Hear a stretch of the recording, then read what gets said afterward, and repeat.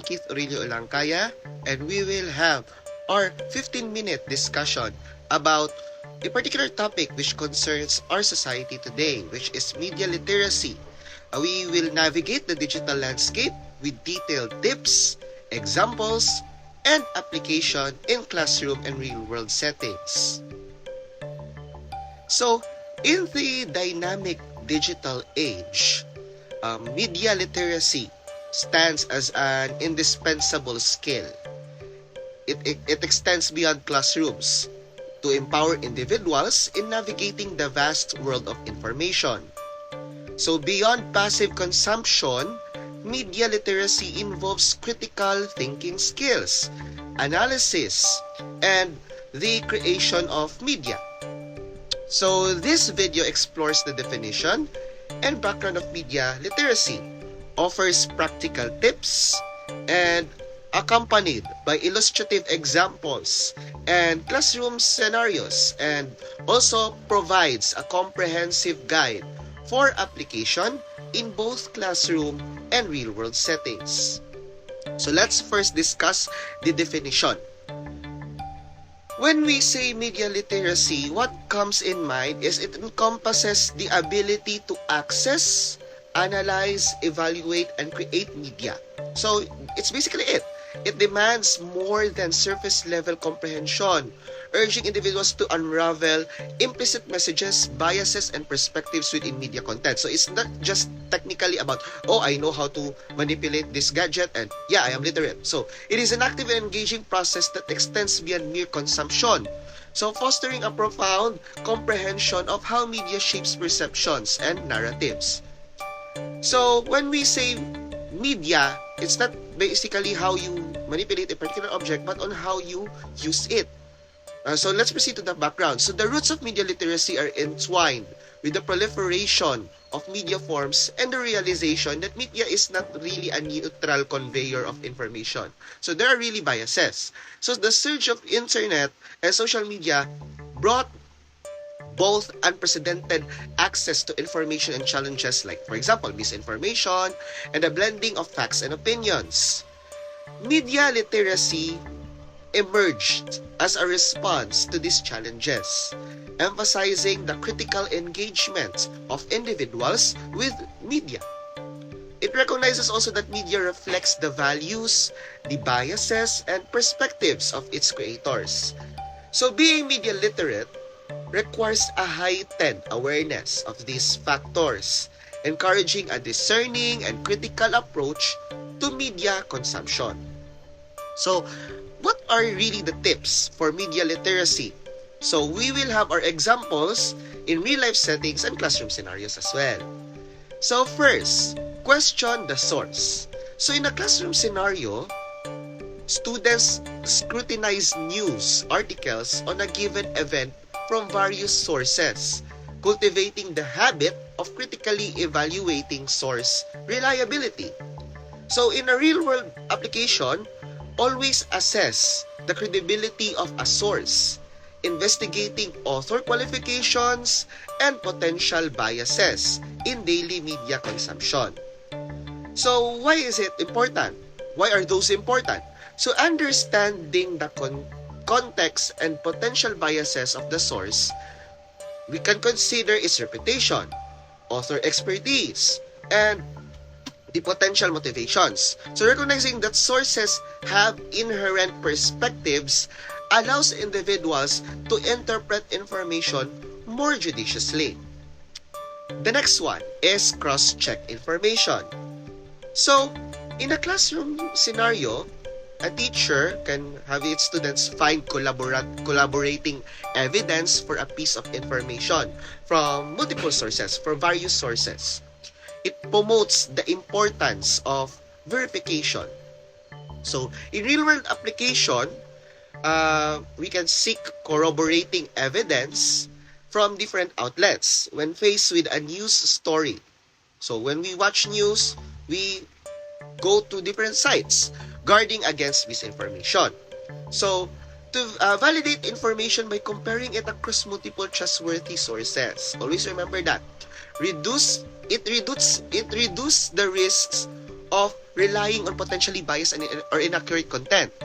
This process instills a habit of fact-checking and promotes reliance on well-established information. So, much better if you will have the mainstream media. If you are referring to news, we go to the mainstream media. So, the third one is understand media techniques.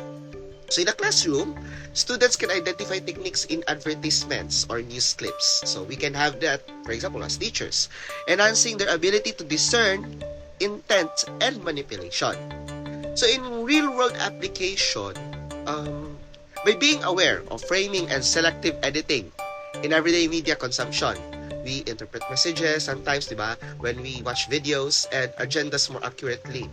So, recognize common media techniques. So, that is one way.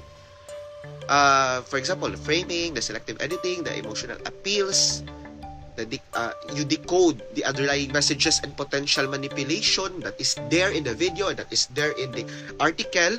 So this awareness empowers individuals to navigate media content with a critical eye, discerning the strategies employed to shape perceptions. The next one is to evaluate tone and bias. So in a classroom scenario, we can engage in discussions about articles with varying tones and biases, so fostering critical thinking.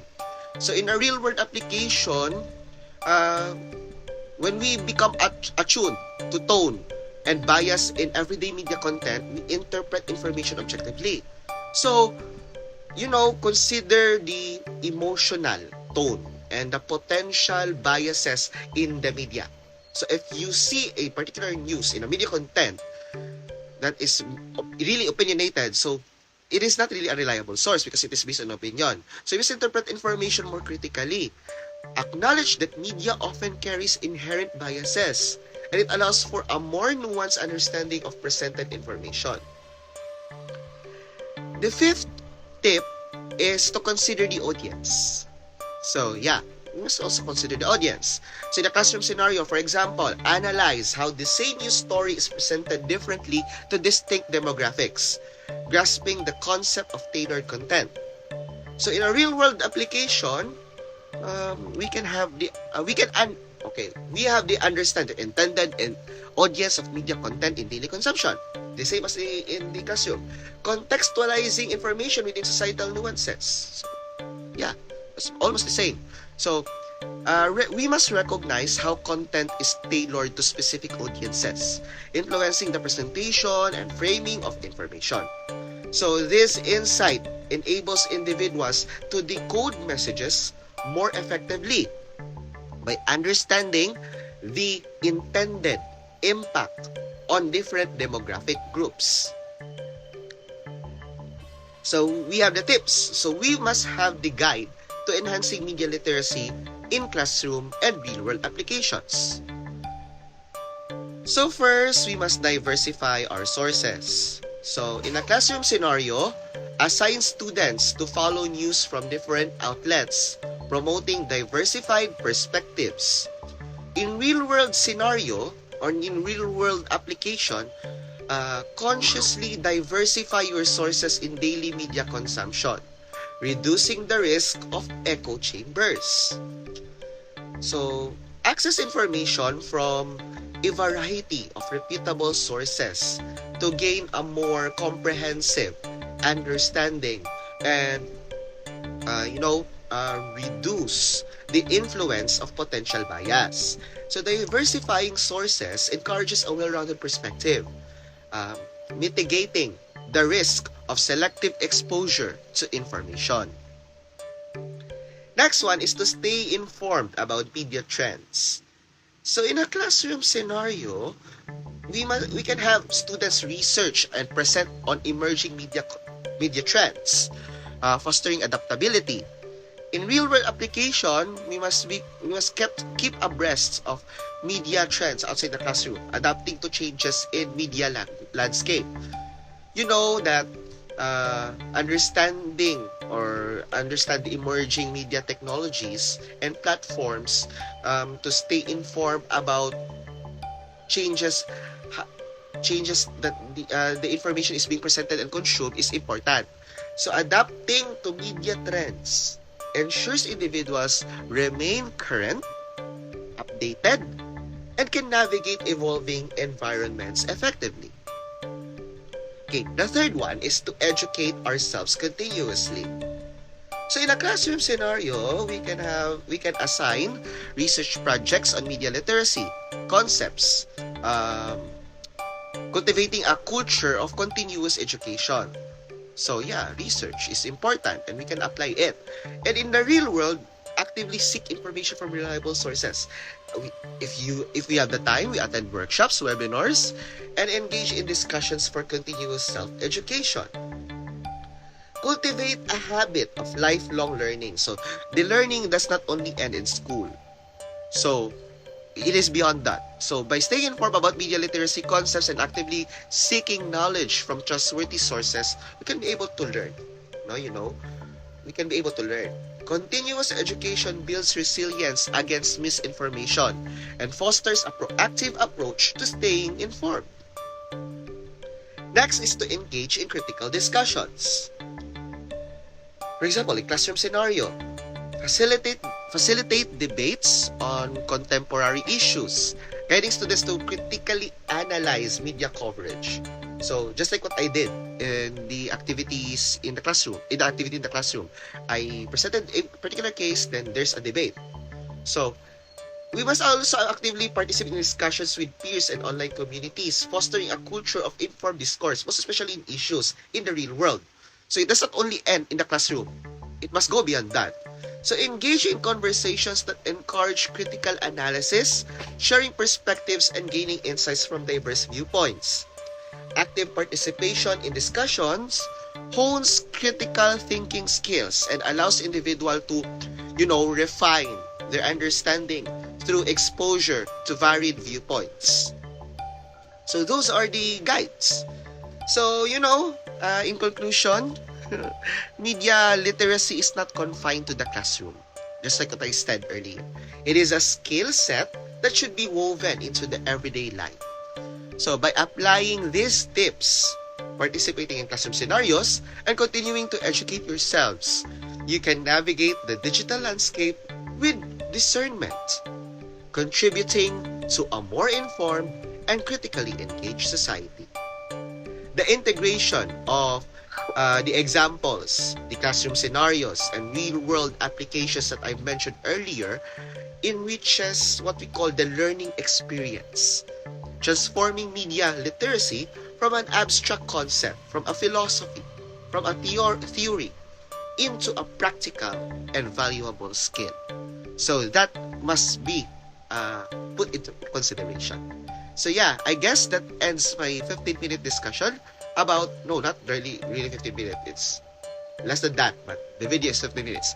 So that ends my 15-minute discussion about the media literacy, the tips and the examples. We must always know, always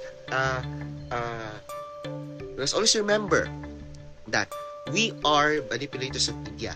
We are the manipulators of media. We must not be manipulated by it. So all sources, classroom media, yes, it is easy to be accessed. It is easy to go into the internet to gain information, but we must always remember the value of verifying. So fact check muna, So in order to avoid the proliferation or yung pagkalat ng fake news, which happened few years ago. So that's all, and thank you very much.